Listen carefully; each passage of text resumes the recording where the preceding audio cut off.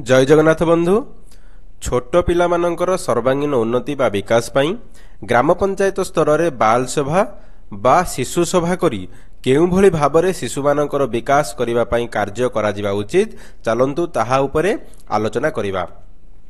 देखंतु बंधु जदि में बाल सभा बा शिशु सभा देखिबा ताहार चारोटी मुख्य उपादान रहुची जेमिति कि शिशु मानंकर बंचिबार अधिकार, शिशु मानंकर विकास और वृद्धि, शिशु मानंकर सुरक्षा, निष्पत्ति ग्रहण प्रक्रिया रे शिशु माने के भली भाबरे अंश ग्रहण करि परिबे।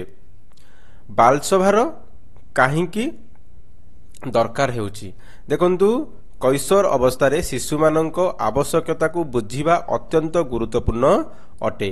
फलस्वरूप सेमानंको आगामी भविष्यत को सुस्थ और सुंदर करा जाई पारिबो।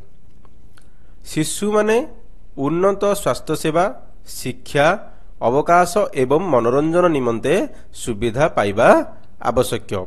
प्रत्येक शिशु अंतत पक्षे स्थानीय कार्य विषय रे अवगत हेबो एवं उपयुक्त बयस रे निष्पत्ति नेबार सुযোগ रहिबा आवश्यक। शिशु मानंकर संबंधी विभिन्न प्रसंग रे सेमाने स्वर उठेबा आवश्यक एवं सेमानंक संबंधित सेवा किंबा कार्यकलाप रे शिशु माने शामिल मध्य हेबा आवश्यक। शिशु मानंक सामग्रिक विकास पाई एक अनुकूल परिवेश वातावरण सुनिश्चित करने को राज्य सरकार प्रतिबद्ध। शिशु अनुकूल ग्राम पंचायत हेउची पंचायत राज मंत्रालय एक विशेष पदक्षेप जहाँ शिशु मानंकर अधिकार तथा कल्याण को स्थानीय स्तर में सुरक्षित रखिबा तथा प्रोत्साहन देबा पाई दीर्घस्थायी विकास लक्ष्य सहित समन्वित होईची। आपण जानि परिले जे आमे बाल सभा काहींकी ग्राम पंचायत स्तर में करिबा। शिशु माने सेमानंकर उन्नत स्वास्थ्य सेवा पाई परिबे, शिक्षा, अवकाश एवं मनोरंजन समस्त सुविधा केमोली भाबरे ग्राम पंचायत स्तर रे सेमानकु जोगाई दिया जिवो। सेथिपाई बाल सभा करिबा निहाती आवश्यक।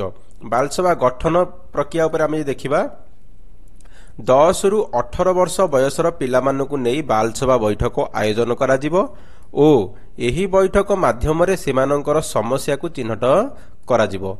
ता उपरे आलोचना करिबा एवं से सबु को प्राथमिकता देबा सह ग्राम पंचायत विकास योजना बा जीपीडीपी ग्राम पंचायत डेवलपमेंट प्लान जो रहिला से सबुर एकीकरण करिवार एक उत्तम मंच अटे। पिला माने सेमानकर अधिकार संबंध रे अवगत हेबा, स्थानीय स्वायत्त शासन व्यवस्था रे सक्रिय अंशग्रहण करिबा निमंते बाल सभा अनुकूल परिवेश सृष्टि करिथाए। तो जो ग्राम पंचायत डेवलपमेंट प्लान रहिला वर्ष को थरे बनिया जाए जीपीडी प्लान, से जीपीडी प्लान रे शिशु मानक पई केउ भली भाबरे प्लान रही परिबो सेमानकर उन्नति पई विकास पई सेति पई बाल सभा करी ग्राम पंचायत जीपीडीपी प्लान रे छुआ मानक पई प्लान बा हमर प्रकल्प कार्यकारी करा जिवो। बाल सभा निमंते प्रमुख निर्देशावली कौन रही सरकार तरफ देखंतु अति कम 25 जन किंबा सर्वाधिक 40 जन छात्र छात्री सक्रिय अंशग्रहण रे ग्राम पंचायत स्तर रे बाल सभा आयोजन हेबो। ग्राम पंचायत रे अधीन रे आसुथिबा प्रत्येक विद्यालय 6 जन पिला बाल सभा रे प्रतिनिधित्व करिवे, जेउ मानक मध्यरु 50% बालिका हेबा बाध्यतामूलक अटे।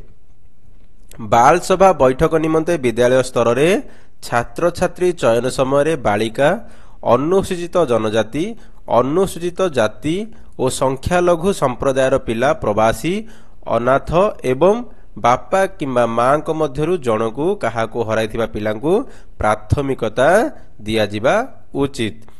एहार गुरुत्व और आवश्यकता को उपलब्धि करी बाल सभा रे भाग नेबा निमंते विद्यालय को आसुनथिबा पिला, जेपरिक अधारु पाठ छाड़िथिबा पिला, अनुसूचित जनजाति, अनुसूचित जाति, भिन्नक्षम, प्रवासी, अनाथ एवं बापा किंबा मां को मध्यरु जनकु काहाको हराइथिबा पिला मानकु अंशग्रहण को सुनिश्चित करिया पई गोष्ठी स्तर रे व्यापक जन सचेतनता सृष्टि करा जिवो।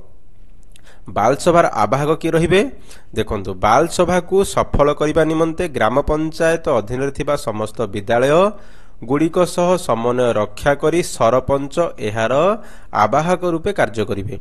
तो बाल सभार आवाहक सरपंच ही रहिबे।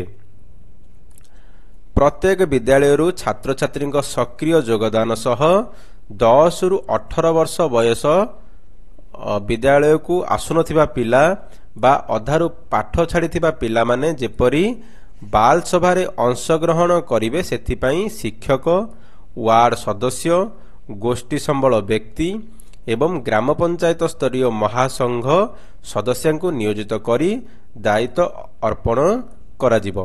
ଗୋଷ୍ଠୀ ସ୍ତରରେ ତଥା ଗ୍ରାମବାସୀଙ୍କ ମଧ୍ୟରେ ଜନସଚେତନତା ସୃଷ୍ଟି ଲାଗି ବାଲ ସଭାର ଗୁରୁତ୍ୱ ଓ ଏହାର ପରିଚାଳନା ନିୟମାବଳୀ ସମୂହକୁ ଗ୍ରାମସଭା ବୈଠକରେ ଉପସ୍ଥାପନା କରାଯିବ। ବାଲ ସଭାର ସଭାପତି ଓ ଉପସଭାପତି ଚୟନ କେମିତି କରାଯାଏ?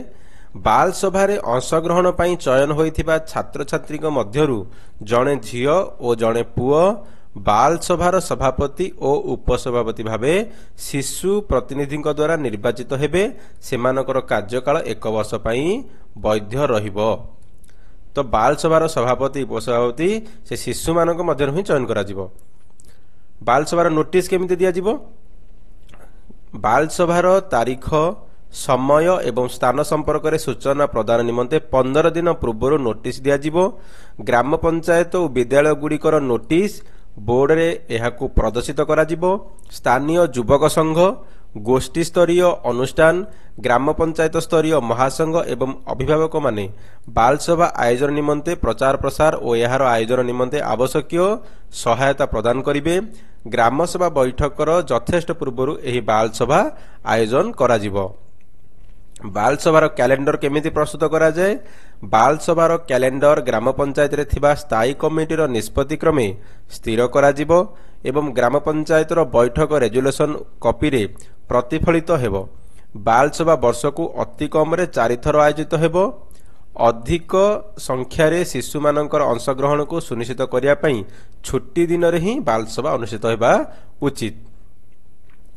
ଦେଖନ୍ତୁ, ବାଲସଭାର ସ୍ଥାନ ନିର୍ଦ୍ଧାରଣ ଯଦି ଆମେ ଦେଖିବା, ନିରାପଦ ପାନୀୟ ଜଳ, ହାତ ଧୋଇବା ସ୍ଥାନ, ବାଳକ ଓ ବାଳିକାଙ୍କ ପାଇଁ ଅଲଗା ଶୌଚାଳୟ ଭଳି ମୌଳିକ ସୁବିଧା ସହିତ ପିଲାମାନେ ସହଜରେ ପହଞ୍ଚି ପାରୁଥିବା ଭଳି ଏକ ଉପଯୁକ୍ତ ସ୍ଥାନରେ ବାଲସଭା କରାଯିବ। ବିଦ୍ୟାଳୟ ପରିସର, ଅଙ୍ଗନବାଡି କେନ୍ଦ୍ର, କମ୍ୟୁନିଟି ହଲ, ମିଶନ ଶକ୍ତି ଭବନ, ଗ୍ରାମ ପଞ୍ଚାୟତ କାର୍ଯ୍ୟାଳୟ, କଲ୍ୟାଣ ମଣ୍ଡପ ଆଦି ସ୍ଥାନରେ ବାଲସଭା କରାଯାଇପାରେ। ଜାତି, ଧର୍ମ, ରଙ୍ଗ ଓ ଆର୍ଥିକ ସ୍ଥିତିରେ ଭେଦଭାବ ନକରି ଶିଶୁମାନଙ୍କର ବସିବା ବ୍ୟବସ୍ଥା ଠିକ୍ ଭାବରେ କରାଯିବ। ବୈଠକର ବିବରଣୀ ଓ ଭବିଷ୍ୟତର କାର୍ଯ୍ୟପନ୍ଥା ସମ୍ପୃକ୍ତ ଗ୍ରାମ ପଞ୍ଚାୟତର ନିର୍ବାହୀ ଅଧିକାରୀଙ୍କ ଦ୍ୱାରା ବାଲସଭା ବୈଠକର ବିବରଣୀ ଲେଖାଯିବ। ଗ୍ରାମ ପଞ୍ଚାୟତ ସ୍ତରରେ ଗ୍ରାମ ପଞ୍ଚାୟତ କାର୍ଯ୍ୟନିର୍ବାହୀ ଅଧିକାରୀ ବା ଯେଉଁ ପିଓ ରହିଲେ ତାଙ୍କ ଦ୍ୱାରା ବାଲସଭାର ବୈଠକର ବିବରଣୀ ଲେଖାଯିବ। ବାଲସଭାରେ ଉପସ୍ଥାପିତ ପ୍ରସଙ୍ଗ ଓ ସୁପାରିଶକୁ ଗ୍ରାମସଭା ତଥା ଗ୍ରାମ ପଞ୍ଚାୟତ ବୈଠକରେ ଉପସ୍ଥାପିତ କରାଯିବ। ଗ୍ରାମ ପଞ୍ଚାୟତ ପକ୍ଷରୁ ଉଭୟ ଆର୍ଥିକ ଓ ଅଣଆର୍ଥିକ ହସ୍ତକ୍ଷେପ ଉପରେ ବିଚାର କରାଯାଇ ଆବଶ୍ୟକତା ଥିବା ବିଷୟଗୁଡ଼ିକୁ ଗ୍ରାମ ପଞ୍ଚାୟତ ବିକାଶ ଯୋଜନାରେ ସାମିଲ କରାଯିବ।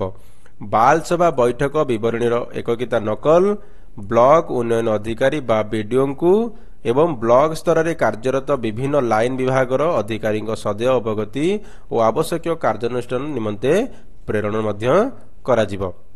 ବାଲସଭାରେ କ'ଣ କ'ଣ ସବୁ ବିଷୟ ଆଲୋଚନା କରାଯିବ? ଶିଶୁମାନଙ୍କ ପାଇଁ ଶିକ୍ଷା, ସ୍ୱାସ୍ଥ୍ୟ, କ୍ରୀଡ଼ା, ପୁଷ୍ଟିକର ଖାଦ୍ୟ, ଅଂଶଗ୍ରହଣ, ପରିମଳ, ବହି ଦୋକାନ, ସୁବିଧା, ପିଲାମାନଙ୍କ ସମସ୍ୟା, ଭବିଷ୍ୟତ।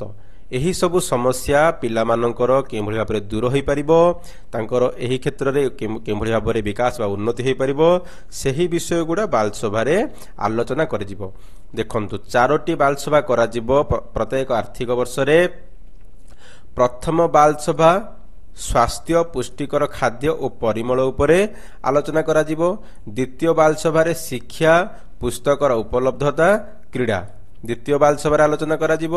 ତୃତୀୟ ବାଲସଭାରେ ଶିଶୁମାନେ କେଉଁଭଳି ଭାବରେ ଅଂଶଗ୍ରହଣ କରିପାରିବେ ଓ ସେମାନଙ୍କର ସମସ୍ୟା ଜଣାଇ ପାରିବେ ତାହା ଆଲୋଚନା କରାଯିବ। ଚତୁର୍ଥ ବାଲସଭାରେ ଭବିଷ୍ୟତ ଓ ସୁବିଧା ସୁଯୋଗ କେଉଁଭଳି ଭାବରେ ଛୁଆମାନଙ୍କର ରହିବ ତାହା ଉପରେ ଆଲୋଚନା କରାଯିବ। ଦେଖନ୍ତୁ, ଯୁଗ ବଦଳୁଛି, ମନ ବଦଳାଅ, ସ୍ୱପ୍ନକୁ ଦିଅ ଡେଣା। ଶିଶୁ ଶ୍ରମିକ କି ବାଲ୍ୟ ବିବାହ ନୁହେଁ, ବିଦ୍ୟାଳୟ ହେଉ ଶିଶୁଙ୍କ ନୂଆ ଠିକଣା। ଧନ୍ୟବାଦ। Thank you for watching.